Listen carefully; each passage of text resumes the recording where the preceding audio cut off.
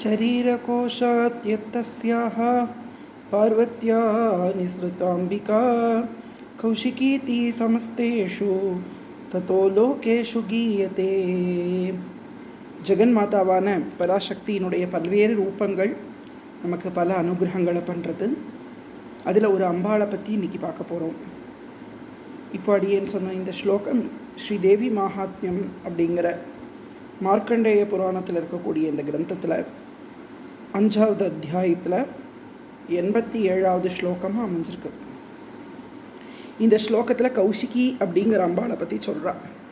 கோஷத்திலிருந்து வந்ததுனால கௌஷிகி. தேகம் கோஷம்னு சொன்னால் ஒவ்வொரு கவர், ஒவ்வொரு லேயர்னு அர்த்தம்.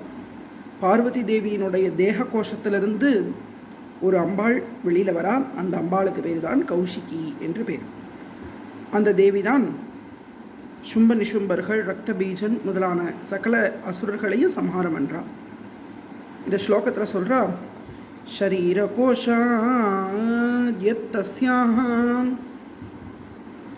தஸ்யாக பார்வத்தியாக, ஷரீர கோஷாத்து தஸ்யாக அவளுடைய, பார்வத்தியாக பார்வதியினுடைய. அது எப்படி அர்த்தம் பண்ணிக்கணும்?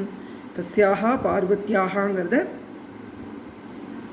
அந்த பார்வதியினுடைய, ஷரீர கோஷாத்து நிஸ்ருதா அம்பிகா.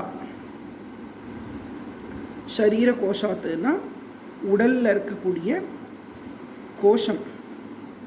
கோஷேன திவ்யதி இது கௌஷிகி. யத்வா கோஷாத் யா நிர்கதான் கோஷேன நிர்வൃத்தா வேத்தி கௌஷிகி.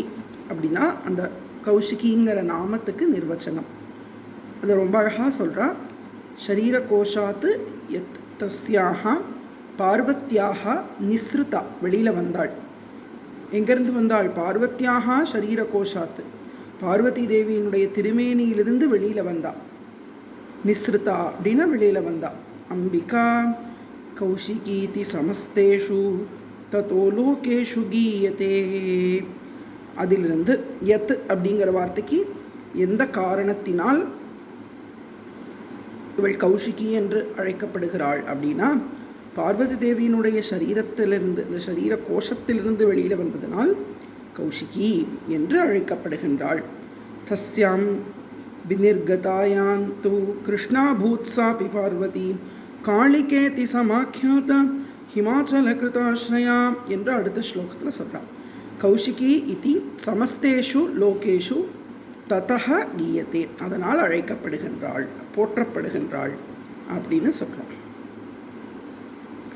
தஸ்யாம் விநிர்கதாயாம் து, அந்த கௌஷிகியானவள் வெளியில் வந்த உடனே சரீரத்திலிருந்து, சாபி பார்வதி கிருஷ்ணாபூத், பார்வதி தேவியும் கரிய வடிவினலாக ஆறா. கருப்பான ஒரு திருமேனியை எடுத்துக்கிறா, காளிகா அப்படின்னு. வினிஸ்ருதாயாம் தேவ்யாம் து மாதங்க்யாஹ் காயகோஷதஹ பின்னாஞ்சனநிபா கிருஷ்ணா சபூத் கௌரி க்ஷணாதபி. இப்படி காளிகா தேவியாக ஆறாள் அந்த தேவி. இது காளிகா புராணத்தில் சொல்லப்படுற ஸ்லோகம். இது அந்த காளியாக ஆயிடுறா பார்வதி தேவி. கௌஷிக்கு வெளியில் வந்த உடனே தான் தஸ்யாம் விநிர்கதாயாம் து, அவள் வெளியில் போன உடனே கிருஷ்ணாபூத் அப்படின்னா கரிய திருமேனியை கொண்டவளாக ஆனாள். சாப்பி அவளும், அந்த பார்வதி தேவியும். அதனால் அவளுக்கு என்ன பேர்? காளிகா இது சமாக்கியாதா, சமயக்கு ஆக்கியாதா, காளிகா என்று போற்றப்படுகின்றாள், அழைக்கப்படுகின்றாள். அவள் எங்கே வசிக்கிறா? ஹிமாச்சல கிருதாஸ்ரயா, இமயமலையிலே அந்த காளிகா தேவி வசிக்க ஆரம்பித்தாள் அப்படின்னு கௌஷிகி காளிகா அப்படிங்கிற 2 தேவிகளுடைய உற்பத்தி விஷயம் இந்த தேவி மகாத்மியத்தில் சொல்லப்படுறது. இந்த 2 ஸ்லோகங்களையும் யார் ஒருத்தர் நினைக்கிறாளோ அவளுக்கு சமஸ்த கஷ்டங்கள், ஆபத்துக்கள் எல்லாத்திலிருந்தும் அம்பிகையானவள் நம்மளை காப்பாற்றுறா. அப்பேற்பட்ட கௌஷிகியையும் காளிகையையும் பிரார்த்தனை பண்ணிப்போம். அந்த தேவி நமக்கு அனுகிரகம் பண்ணட்டும். சர்வமங்கல மாங்கல்யே சிவே சர்வார்த்த சாதிகே சரண்யே த்ரியம்பகே கௌரி நாராயணி நமோஸ்துதே.